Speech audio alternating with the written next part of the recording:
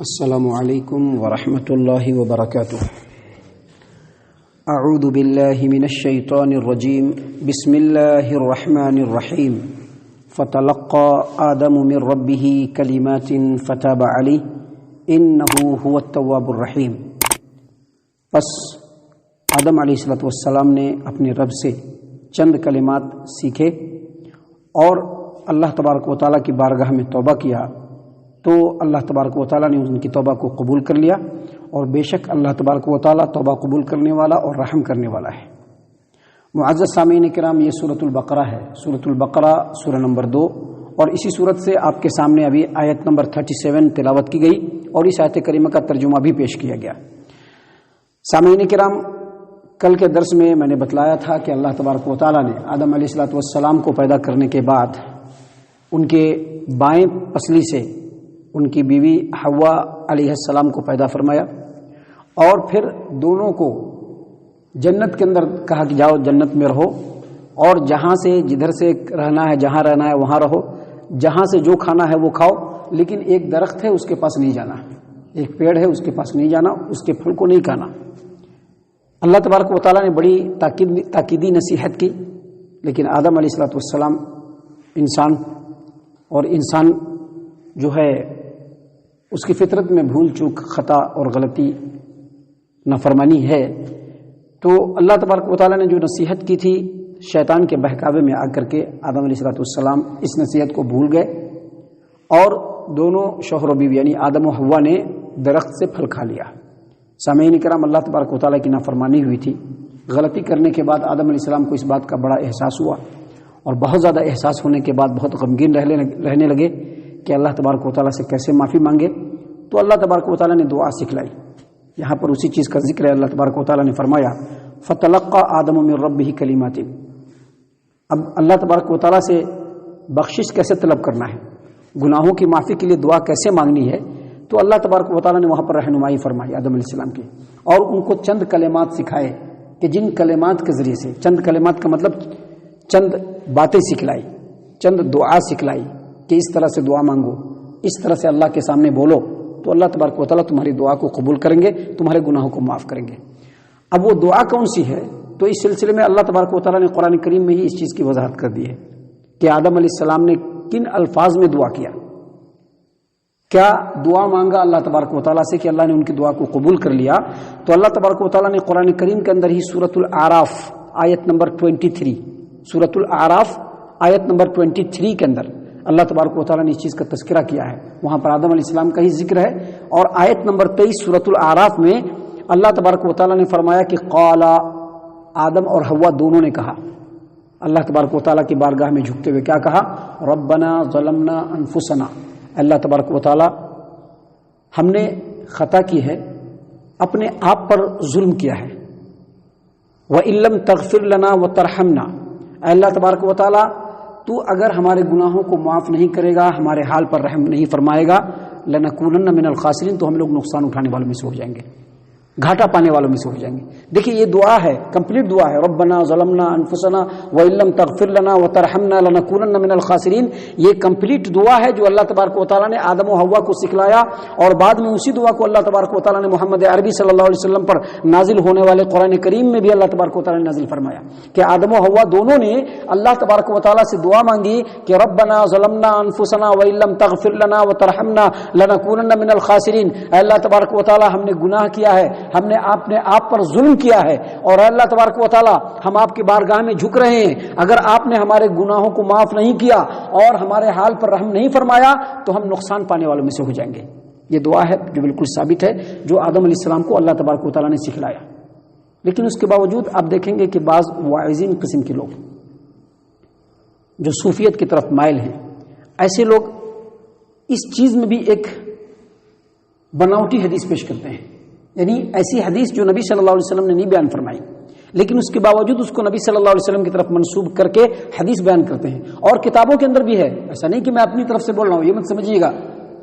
کہ میں اپنی طرف سے بول رہا ہوں، نہیں، بلکہ کتابوں کے اندر لکھا ہے باضابطہ کہ نبی صلی اللہ علیہ وسلم نے ایسا فرمایا۔ کیا حدیث ہے؟ بناوٹی حدیث ہے۔ وہ کیا روایت ہے کہ اللہ کے رسول صلی اللہ علیہ وسلم نے فرمایا کہ جب آدم علیہ السلام سے غلطی ہو گئی تو بہت پریشان رہنے لگے، اور ہر وقت جو ہے روتے رہتے تھے. ایک دن آسمان کی طرف نظر اٹھایا اور سر اٹھانے کے بعد آسمان کی طرف دیکھتے ہوئے اللہ تبارک و تعالیٰ سے کہا کہ اللہ تبارک و تعالیٰ محمد صلی اللہ علیہ وسلم کے وسیلے سے میرے اس گناہ کو معاف فرما دے. فوراً وحی نازل ہوئی کہ محمد صلی اللہ علیہ وسلم کو تم کیسے جانتے ہو؟ کہا کہ اللہ تبارک و تعالیٰ جب آپ نے مجھ کو پیدا کیا تھا اور اس وقت میری نظر عرش پہ اٹھی تھی تو عرش پہ لکھا ہوا تھا لا الہ الا اللہ محمد رسول اللہ. تو میں سمجھ گیا کہ محمد اتنی بڑی ہستی ہے کہ ان سے بڑھ کر کے کوئی ہستی نہیں ہو سکتی، کیونکہ اللہ ان کا نام آپ نے اپنے نام کے ساتھ جوڑا ہے. تو اللہ تبارک و تعالیٰ نے پھر وہی نازل کی کہ محمد صلی اللہ علیہ وسلم خاتم النبیین ہیں، تمہاری اولاد میں سے ہیں، اور اگر محمد صلی اللہ علیہ وسلم نہیں ہوتے تو تم بھی نہیں ہوتے. سب سے پہلے میں بتلا دوں کہ یہ جو روایت ہے حافظ ابن حجر اسقلانی رحمہ اللہ اور ان کے علاوہ بہت سارے ثقہ علماء کرام، بہت سارے محدثین اور بہت سارے حدیث کی رجال کے ماہرین جرح و تعدیل نے اس حدیث کو سراسر بناوٹی قرار دیا، بالکل بناوٹی ہے، اور نبی صلی اللہ علیہ وسلم کی طرف اس کو جوڑ دیا گیا ہے. محترم سامعین کرام، اس کے علاوہ اگر آپ اس حدیث پر غور کریں گے تو کئی باتیں سامنے آئیں گی اور ان باتوں سے پتہ چل جائے گا کہ یہ حدیث، یہ روایت بناوٹی ہے. پہلی بات دیکھیے، جو پوری جو روایت ہے، پورا جو واقعہ بیان کیا گیا ہے، اس میں کہیں پر یہ ذکر نہیں ہے کہ آدم علیہ الصلوۃ والسلام نے جب اللہ تبارک و تعالیٰ سے محمد صلی اللہ علیہ وسلم کے وسیلے سے دعا مانگی تو اللہ نے ان کی دعا قبول کی یا نہیں کی. کہیں پر بھی یہ ذکر نہیں ہے. الٹا اللہ تبارک و تعالیٰ نے ایسی بات کہی کہ جو آدم علیہ السلام کو ہی تھوڑا چھوٹا کر رہا ہے. کیا بات کہی؟ کہ یہ خاتم النبیین ہیں، یہ تمہاری اولاد میں سے ہیں، اور آدم اگر تم نہیں ہوتے نا، اگر یہ نہیں ہوتے محمد، تو تم بھی نہیں ہوتے. حالانکہ یہ بات ہی صحیح نہیں ہے، لیکن اس کے باوجود یہ بات اس میں لانا، خود اگر بتائیے کہ کوئی اگر سوال کرے اور اس کے سامنے اس طرح کی بات کہی جائے تو وہ خود اپنے آپ کو چھوٹا محسوس کرے گا. دوسری بات اس میں جو اللہ تبارک و تعالیٰ کا جواب ہے کہ اے آدم اگر محمد نہ ہوتے تو تم بھی نہ ہوتے، تو اس جواب کے لیے بھی ایک دوسری حدیث گھڑی گئی. دوسری حدیث کون سی گھڑی گئی؟ دوسری حدیث یہ گھڑی گئی کہ عبداللہ ابن عباس رضی اللہ عنہما کی طرف منسوب کر کے یہ روایت گھڑا گیا، بنایا گیا، بناوٹی حدیث پیش کی گئی کہ عبداللہ ابن عباس رضی اللہ عنہما نے کہا یقول اللہ تبارک و تعالیٰ کہتا ہے وبعزتی وجلالی لولاک لما خلقت الدنیا. یعنی عبداللہ ابن عباس کہتے ہیں کہ اللہ تبارک و تعالیٰ نے کہا، اور جب اللہ تبارک و تعالیٰ کی طرف منسوب کر کے کوئی روایت بیان کی جائے تو سمجھ لیجیے کہ اس کو حدیث قدسی کہتے ہیں. گویا اللہ تبارک و تعالیٰ کی طرف بھی جھوٹ گڑا گیا، اور کیا کہا گا؟ لولاک لما خلقت الافلاک. اللہ تبارک و تعالیٰ نے کہا، یا اللہ تبارک و تعالیٰ کہتا ہے کہ محمد صلی اللہ علیہ وسلم اگر آپ نہیں ہوتے تو دنیا نہیں ہوتی. لولاک لما خلقت الدنیا، اگر آپ نہیں ہوتے تو دنیا نہیں ہوتی. اور اسی طرح سے اسی سے ملتا جلتا ایک اور روایت، اسی سے ملتی جلتی ایک اور حدیث ہے کہ لولاک لما خلقت الافلاک، اے محمد صلی اللہ علیہ وسلم اگر آپ نہیں ہوتے تو پوری کائنات نہیں ہوتی. لیکن میں آپ کو بتلا دوں کہ یہ جتنی بھی روایتیں میں نے ابھی پیش کی ہے، ان تمام روایتوں کو امام ابن الجوزی نے اپنی کتاب الموضوعات میں سراسر بناوٹی، یعنی کسی نے اپنی طرف سے گھڑا، اپنی طرف سے حدیث بنایا اور اس کو محمد صلی اللہ علیہ وسلم کی طرف جا کر کے جوڑ دیا کہ محمد صلی اللہ علیہ وسلم ایسا فرماتے ہیں. لیکن میں آپ کو بتلا دوں کہ اس طرح کی حدیثوں کو سننا بھی اور سن کر کے اس کو لوگوں تک پہنچانا بھی بہت بڑا جرم ہے. نبی صلی اللہ علیہ وسلم نے فرمایا کہ اگر کوئی آدمی میری کوئی حدیث سنتا ہے اور سن کر کے اس کی تحقیق کیے بغیر دوسروں تک پہنچاتا ہے تو وہ جھوٹوں میں سے ایک جھوٹا ہے. کوئی بھی حدیث سنیے، پہلے تحقیق کیجئے کہ یہ حدیث ہے کہ نہیں ہے. ابھی آتا ہے نا سوشل میڈیا، واٹس ایپ پہ آیا ایک حدیث فوراً دوسروں کو پہنچا دیے. نہیں، پہلے جو علماء کرام ہیں، جو ثقہ ہیں، جو ماہرین ہیں، ان سے پہلے پوچھئے کہ یہ حدیث ہے یا نہیں ہے، اس کے بعد لوگوں تک پہنچائیے. اگر نہیں ایسا کرتے ہیں، نبی صلی اللہ علیہ وسلم نے فرمایا کہ وہ جھوٹوں میں سے ایک جھوٹا ہے. اور جو آدمی نبی صلی اللہ علیہ وسلم پر جھوٹ باندھتا ہے یہ کوئی معمولی جھوٹ نہیں ہے. ایک عام آدمی کے بارے میں اگر ہم جھوٹ منسوخ کر دیں کہ فلاں آدمی نے ایسا کہا، حالانکہ انہوں نے ایسا نہیں کہا، تو یہ ایک عام بات ہے. یہ اتنا بڑا جرم نہیں ہے جتنا بڑا جرم نبی صلی اللہ علیہ وسلم کی طرف منسوب کر کے جھوٹ بولنا ہے کہ نبی صلی اللہ علیہ وسلم نے ایک روایت بیان نہیں کی اور اس کے باوجود لوگوں نے کہا کہ نبی صلی اللہ علیہ وسلم نے یہ روایت بیان کی ہے. اللہ کے رسول صلی اللہ علیہ وسلم نے کہا کہ ایسا آدمی جہنم کے اندر اپنا ٹھکانہ بنا لے. تو یہ جو حدیث ہے اس کو امام ابن الجوزی اور دیگر کئی محدثین نے اپنی اپنی کتابوں کے اندر موضوع قرار دیا ہے. دوسری بات، جو ابھی عربی عبارت میں نے آپ کے سامنے پڑھا بھی، عربی عبارت کیا ہے حدیث کے کہ لولاک لما خلقت الدنیا، لولاک لما خلقت الدنیا یا لولاک لما خلقت الافلاک، یہ حدیث لوگوں نے بیان کی۔ اس میں جو لولاک جو ہے نا، یہ عربی عبارت ہے ہی نہیں، یہ عربی ترکیب نہیں ہے، یہ عربی ترکیب نہیں ہے۔ عربی ترکیب دیکھیے، لولاک لما خلقت الدنیا، اس کا مطلب کیا ہوا کہ اے محمد اگر آپ نہ ہوتے تو ہم دنیا کو پیدا نہ کرتے، اگر آپ نہ ہوتے، لولا کا اگر آپ نہ ہوتے۔ لیکن اصل میں کیا ہوتا ہے، لولا انت، لولا کا نہیں ہوتا ہے۔ دیکھیے حدیث ہے صحیح البخاری کی، صحیح البخاری کتاب المغازی باب غزوۃ خندق، حدیث نمبر 4106 نمبر کی روایت ہے کہ اللہ کے رسول صلی اللہ علیہ وسلم اور صحابہ کرام رضوان اللہ علیہم اجمعین جب خندق کھود رہے تھے اور کھود کر کے مٹی کو ادھر ادھر کر رہے تھے تو ایک شعر گنگناتے تھے۔ کیا شعر گنگناتے تھے؟ اللہم لولا انت مہتدینا، اللہم لولا انت مہتدینا، اے اللہ اگر آپ کی رحمت نہیں ہوتی، آپ نہیں ہوتے کیا مطلب، اے اللہ اگر آپ کی رحمت نہ ہوتی تو ہم لوگ ہدایت نہ پاتے۔ تو اگر آپ نہ ہوتے یا آپ کی رحمت نہ ہوتی، اس کے لیے جو عربی ترکیب ہے لولا انت، لیکن گھڑنے والے نے کیا گھڑ دیا، لولا کا، جو کہ سراسر عربی عبارت کی ترکیب ہے ہی نہیں ہے، یہ لوگوں کا اپنا بنایا ہوا ترکیب ہے، جس کی وجہ سے یہ جو حدیثیں ہیں یہ سراسر جھوٹی ہیں، بناوٹی ہیں، جعلی ہیں، اور اس کے باوجود بہت سارے لوگ اپنے آپ کو عالم دین کہنے کے بعد بھی اس حدیث کو لوگوں کے درمیان پیش کرتے ہیں۔ محترم سامعین کرام، یہاں پر ایک بات اور بتلا دیں کہ یہ جو حدیث بیان کرتے ہیں کہ آدم علیہ الصلوۃ والسلام نے اللہ تبارک و تعالیٰ سے دعا کی کہ اللہ تبارک و تعالیٰ محمد صلی اللہ علیہ وسلم کے وسیلے میں ہماری دعا کو قبول فرما لے، ہماری گناہوں کو معاف کر دے، تو اللہ تبارک و تعالیٰ نے کیا کہا کہ تم کو معلوم ہے کہ محمد کون ہے؟ محمد خاتم النبیین ہے، محمد صلی اللہ علیہ وسلم اگر نہیں ہوتے تو اے آدم تم بھی نہیں ہوتے۔ یہ جو حدیثیں ہیں، یا پھر جو دوسری حدیث ہے، یہ جو حدیث ہے اور یا جو دوسری حدیثیں ہیں کہ لولا لما خلقت الدنیا، اے محمد صلی اللہ علیہ وسلم اگر آپ نہیں ہوتے تو دنیا نہیں ہوتی، ان حدیثوں کو بیان کرنے کا یہ مقصد ہرگز نہیں کہ محمد صلی اللہ علیہ وسلم کے رتبے کو بلند کر دیا جائے، یہ مطلب نہیں ہے، یہ مت سمجھیے گا کہ محمد صلی اللہ علیہ وسلم کی عظمت کو بیان کر رہا، نہیں، بلکہ اس کے پیچھے بہت ہی گہرا عقیدہ ہے۔ ان کا عقیدہ کیا ہے کہ اگر آدمی سینکڑوں برس اللہ کے بارگاہ میں جھک کر کے